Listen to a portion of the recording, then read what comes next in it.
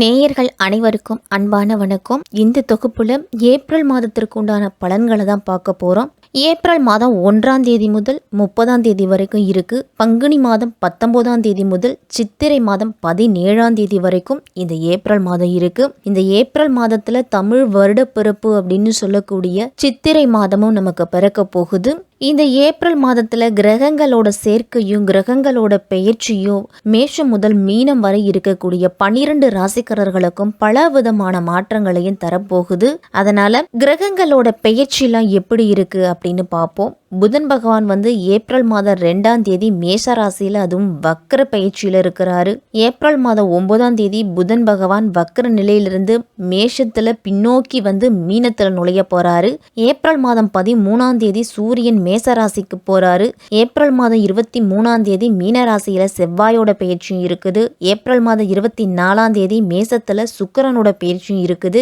April மாதம் 25ஆம் தேதி மீன ராசியில புதன் பகவான் வக்ர நிவர்த்தி அடைஞ்சு நேரா பயணத்தை மேற்கொள்ளுறாரு. ராகு மீனத்திலையும், கேது கன்னியிலையும், சனி கும்பத்திலையும், குரு மேஷத்திலையும் இருக்குது. இந்த ஏப்ரல் மாதத்துல கிரகங்களோட பயிற்சியும் கிரகங்களோட மாற்றமும் இப்படிதான் இருக்குது. கும்ப ராசியில சனி செவ்வாயோட கூட்டணியும் இருக்குது. உச்சம் பெற்ற கிரகங்களால மேஷம் முதல் மீனம் வரை இருக்கக்கூடிய 12 ராசிக்காரர்களுக்கும் எப்படிப்பட்ட பலன்கள்லாம் கிடைக்கும் அப்படின்னு நம்ம விரிவாவே பார்க்க போறோம்.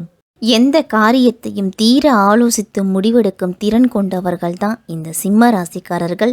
உங்க ராசி அதிபதி சூரியன் இந்த ஏப்ரல் மாதத்தின் முற்பகுதியில் ராகுவோடு இணைஞ்சு 8ஆம் வீட்டில் பயணம் செய்கிறாரு.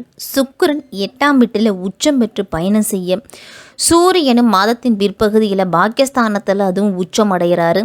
இந்த மாதம் முழுவதுமே குரு பகவான் உங்க ராசியை பார்வையிடுவதால உங்களுடைய குறைகள் அனைத்துமே நீங்க போகுது. மகிழ்ச்சி அப்படிங்கிறது அதிகரிக்கும். சுக்கிரன் உங்கள் ராசிக்கு 8ஆம் வீட்டில் உச்சம் பெற்று பயணம் செய்வதால் விபரீத ராஜயோகம் அப்படிங்கிறது கிடைக்க போகுது. சிம்மராசிக்காரர்களுக்கெல்லாம் பெண்களுக்கெல்லாம் நல்ல வேலை வாய்ப்பு அப்படிங்கிறது அமையும். சொத்து சுகம் அப்படிங்கிறது சேரும். உங்களுடைய காதல் இந்த மாதத்தில் கல்யாண உறவாக மாறுறதுக்கெல்லாம் வாய்ப்பு இருக்குது. கணவன் மனைவி இடையே சிறு சிறு பிரச்சனைகள் அப்படிங்கிறது வந்தாலும் அந்த அளவு உங்களுக்குள்ள ஒற்றுமையும் இருக்கும். சிம்மராசிக்காரர்களுக்கெல்லாம் இந்த ஏப்ரல் மாதம் ஒரு சிறப்பான மாதம் அப்படின்னு தான் சொல்லணும். 10ஆம் வீட்டில் இருக்கக்கூடிய சுக்கிரனும் 8ஆம் வீட்டில் இருக்கக்கூடிய ராகுவும் சூரியனும் சேர்ந்து இருக்கிறதால மாதத்தின் தொடக்கத்தில் சில மனக்கசப்பான சம்பவங்கள்லாம் நடக்கலாம். பணியிடத்திலையும் உங்களுக்கு ஏற்றத்தாழ்வுகள்லாம் ஏற்படும். ஒரு சில காரணத்தால நீங்க புறக்கணிக்கப்படுறதுக்கு கூட வாய்ப்பு அப்படிங்கிறது இருக்கு. உங்களுடைய வேலையில சற்று கூடுதல் கவனத்தோடு இருக்கிறது நல்லது. உங்களுடைய வேலையில கவனத்தை இழக்க செய்யறதுக்கு அதிகளவு வாய்ப்பு இருக்கு. அதனால உங்களுக்கு கொடுக்கப்பட்ட வேலைகளை நீங்களே செய்து முடிங்க. குறித்த நேரத்துல முடித்து கொடுக்கறதுக்கு முயற்சி செய்யுங்க. சிம்மராசிக்காரர்கள் எல்லாருமே மாதத்தின் ஒரு பகுதியில் அதுவும் 7ஆம் வீட்டில் சனியும் செவ்வாய் இருக்கிறது உங்களுக்கும் உங்களுடைய தொழில் கூட்டாளிக்கும் இடையே ஒரு விதமான பதட்டங்கள்லாம் வரலாம். நீங்க தனியா தொழில் நடத்துனீங்க அப்படின்னா உங்களுடைய கடின உழைப்பு, உங்களுடைய தொழில்நுட்பத்தோடு நல்ல முன்னேற்றம் அப்படிங்கிறது உண்டு. நல்ல வருமானமும் உங்களுக்கு கிடைக்கும். சிம்மராசிக்காரர்களுக்கெல்லாம் உங்களுடைய நிறுவனத்தின் வளர்ச்சியை இந்த மாதத்தில் நீங்கள் பார்க்க முடியும். 5ஆம் வீட்டுக்கு அதிபதியான குரு 9ஆம் வீட்டில் அமர்ந்து 5ஆம் வீட்டை பார்க்கறதால மாணவர்களுக்கெல்லாம் கற்றல் உணர்வு அப்படிங்கிறது அதிகமாகவே இருக்கும். எதையாவது நம்ம கற்றுக்கிட்டே இருக்கணும், நம்மளுடைய லட்சியத்தை நோக்கி நம்மளுடைய பயணம் இருக்கணும் அப்படிங்கிற உணர்வு இருந்துக்கிட்டே இருக்கும். நீங்கள் தொடர்ந்து நல்லா படிப்பீங்க. புதிய விஷயங்களை கற்றுக்கொள்வதிலையும் ஆர்வமாக இருப்பீங்க. கற்கும் ஆசை அப்படிங்கிறது உங்களுக்குள்ள வேரூன்றி இருக்கும். நீங்கள் எவ்வளவு முடியுமோ அவ்வளவு படிக்க விரும்பீங்க. உங்களுடைய அறிவையும் அதிக அளவு நீங்கள் வளர்த்துக்க முடியும். பாடங்களை முடிஞ்ச வரைக்கும் புரிஞ்சுக்கிட்டு படிக்கிறது நல்லது. கேது 2ஆம் வீட்டில் இருக்கிறாரு. செவ்வாய் 7ஆம் வீட்டில் இருக்கிறாரு. 8ஆம் வீட்டில் சுக்கிரன் ராகு சூரியனின் தாக்கமும் இருக்கிறதாலும் குடும்பத்தில் ஒரு சில பிரச்சனைகள் அப்படிங்கிறது வரும். குடும்பத்தில் மற்றவர்களோட தலையீடு அதிகமாக இருக்கும் பொழுது குடும்பத்திலையும் பிரச்சனைகள் அதிகமாக இருக்கும். நம்மளுடைய பிரச்சனைகளை பேசி தீர்க்க முயற்சி செய்கிறது தான் நல்லது. அக்கம் பக்கத்தில் இருக்கிறவர்களையும் அனுசரித்து போங்க. நீங்கள் 2 அர்த்தங்களை கொண்ட விஷயங்கள் எல்லாத்தையுமே ஒரே நேரத்தில் 2 வேலைகளை கூட செய்யறதுக்கு வாய்ப்பு இருக்கு. அதையனால எல்லாரும் உங்களுக்கு பாராட்டுவாங்க. முக்கியமாக குடும்ப விஷயங்கள்ல அடுத்தவர்கள் தலையிடுவதை தவிர்த்துக்குங்க. இதே மாதிரி நீங்கள் அடுத்தவர்களுக்கு குடும்ப விஷயங்கள்ல தலையிடுவது, கருத்து கூறுவது, பஞ்சாயத்து பண்ணுவது இதை எல்லாத்தையும் தவிர்த்துக்கணும். இந்த மாதத்துல உங்களுக்கும் உங்களுடைய பிரியமானவர்களுக்கும் இடையே காதல் வர்றதுக்கு கூட வாய்ப்பு இருக்கு. ஒருவரை ஒருவர் புரிஞ்சு கொள்ளுவீங்க.